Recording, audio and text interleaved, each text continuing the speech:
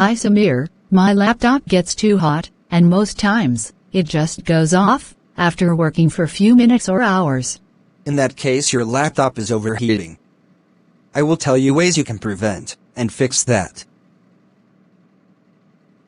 Check your laptop air vents regularly to make sure there are no dirts blocking them.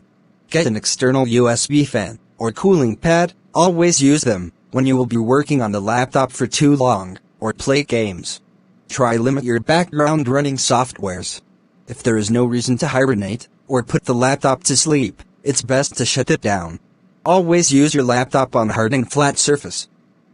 Placing your laptop on a mattress or couch can make them overheat, because they will end up blocking the airflows. Check the internal fan and be sure it's working. If it's not working, then it's probably the problem, and you will need to replace it. If the fan works, but the laptop still overheat, then you might need to carefully open up your laptop. Remove the fan and the heat sink. Clean them both, and make sure they are both dust-free. You can add a lubricant to the fan, and make sure it spins smoothly. Now you will need to apply a processor paste on the processor, and you might replace the VGA paste too, because sometimes the shutting down might be as a result of heat from either the processor or the VGA.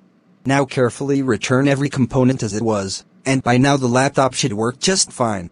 Oh, thank you so much Samir. Time to fix my overheating laptop myself.